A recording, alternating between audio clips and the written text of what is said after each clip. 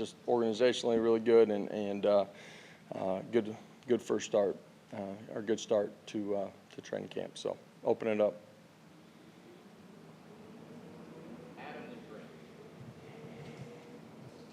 Josh, you guys have had a whole lot of success recruiting and developing edge rushers, and not just James, but on after that, Jordan Ross we see for the first time today. Byron Young. Byron Young, of course. How essential is it to have a difference maker in your philosophy at that Leo position?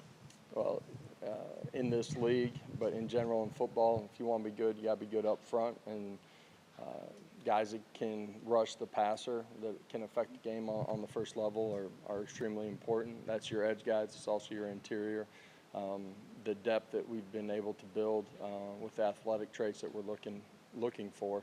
You know, I said it a day ago, but it's as deep as we've been at that position. But we got great length, athleticism, ability to bend the corner. Those guys are multiple. They can play on the first level. They can drop on some of your zone pressure packages. And they're really intelligent guys that can handle the volume of what they have to do within our scheme.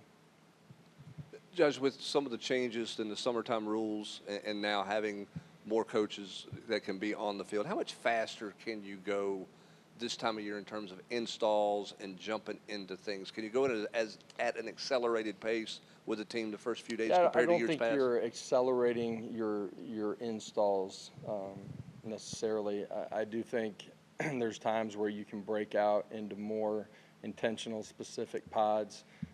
Your front, you know, your interior, but you know, we're talking about Leos, those guys being able to break off. You got more eyes. More guys that are able to coach your secondary, and so you can split those guys up more in some of your drills.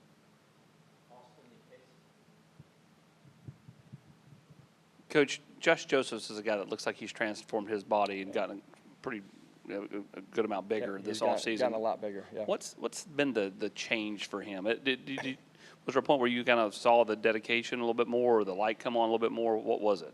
It's just the growth of the person, and that parlays itself into the growth of the player.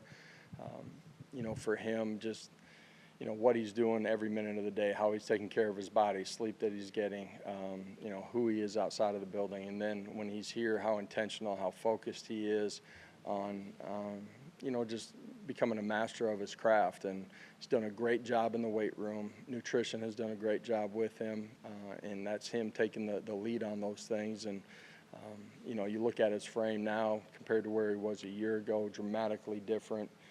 His confidence and understanding of what we're doing, allowing his athletic traits to take over, continued fundamental development, really excited about the offseason that he's had.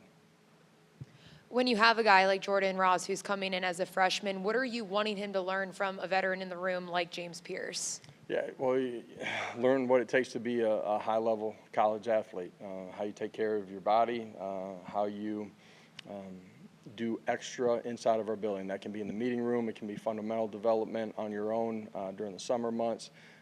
It's, you know, what it looks like to be the consummate pro. And you know, we're fortunate that, you know, as we've built this thing, we got guys that have the right accountability to the daily task, guys that understand what it takes to do your +1, meaning everybody in the country is lifting a certain amount of hours, a certain amount of practice hours during the week, during the season. How do you prepare yourself? What's your +1 to gain an edge? And that's, you know, in your position room as we're competing for playing time, but it's also, you know, against your opponents as you're playing.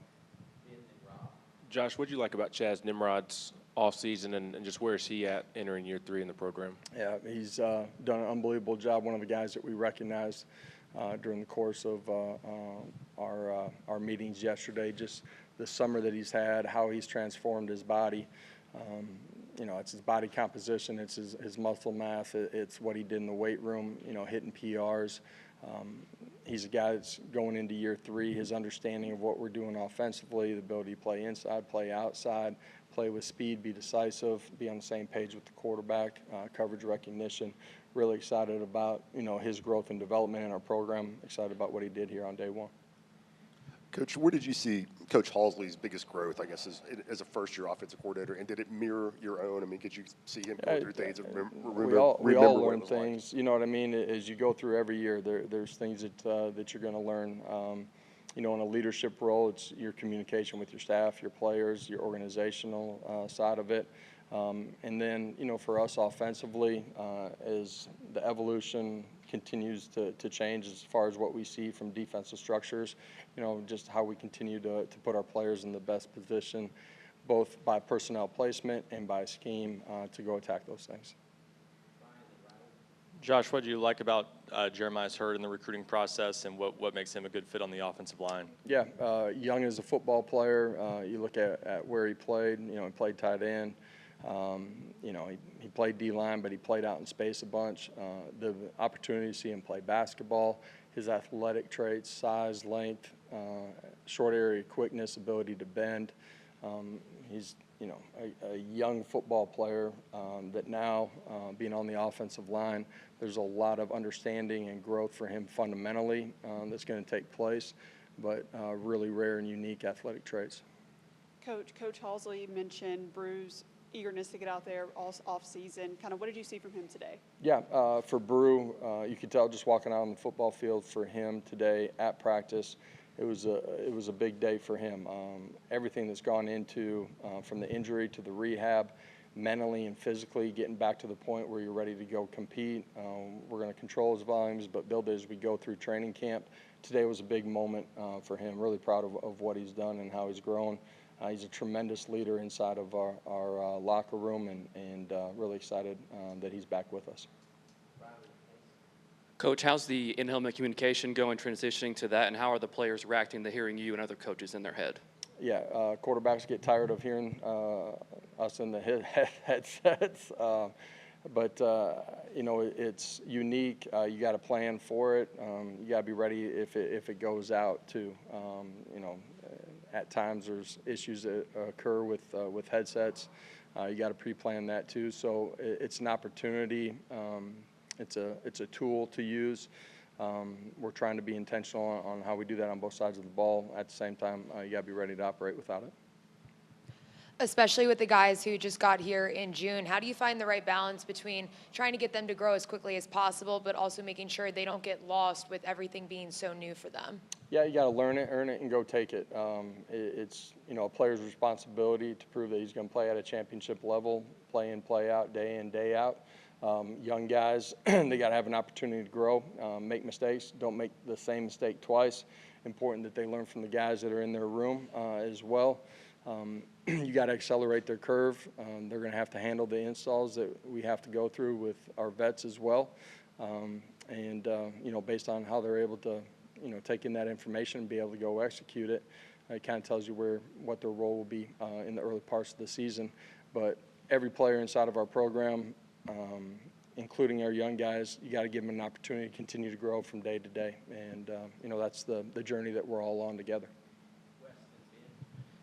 Josh, with so many new faces sort of there in the secondary, or just guys that haven't played a ton of football here, and all those guys last year who had played football who aren't here anymore, what's the kind of the leadership dynamic like in that room, or what's the sort of vibe change in there? Because that's just a lot of guys who played a lot of football aren't here anymore. Yeah, we have good leadership inside of that room. Andre Turrentine's a guy that does a dynamic job in a leadership role. Will Brooks has been around for a long time. He does a nice job. Jordan Thomas, those are all guys that are on our leadership council as well. The young guys that are in that room, or the new guys, are really mature in who they are and how they compete every day. And so it's a group that feeds off of each other. Josh, I wanted to ask you about Christian Charles. Coach Banks called him the X factor in the secondary for him going into camp. Just what have you seen from Christian this offseason, and kind of your expectations for him this camp? Yeah, he's a guy that's extremely athletic, really good length. He's played corner, he's played safety. You know, he has an opportunity to be a utility knife a little bit. For him, he's missed so much time. Not the same circumstances as Brew, but for him to be back out on the field, full go, it was big for him today too. He's really excited. I think, you know, Charles he's grown so much off the field and just, who he is and how he takes care of his body. Really excited to see, fall camp unfold for him and see him continue to grow as a player. Amari Thomas says that he's seen this program grow in so many aspects, from the culture to the quality of recruits that you guys have had. How important is it to have a guy like him who's seen so much still be in the room?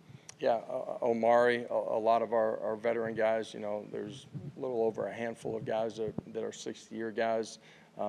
They've seen this program change a bunch. They've been a huge part of the change here inside of this building and who we are and how we operate. And they're a big part of the recruiting process. At the end of the day, when recruits come on campus, your players are the biggest touch point, sales point for what it's like to be a Vol, and they've been a huge part of that as well. That group, Omari is one of the guys that you named.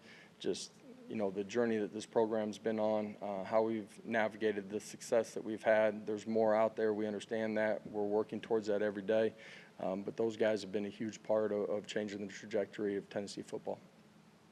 Josh, with the new earpiece in the helmet for Peely and Nico, whose voice are they hearing? Is it just coordinators? Will there be times that, like, Nico will hear Joey or you or different ones? Are you working with different guys? Offensively, Joey and myself. Defensively, it'll be Coach Banks. Is it complicated to switch from, I'm asking a technical question, if you and Joey switch from? Don't believe we haven't actually had like the true game day set, you know what I mean? But we should have that fully operational as we go to scrimmage. Thank you. Okay, thank you guys.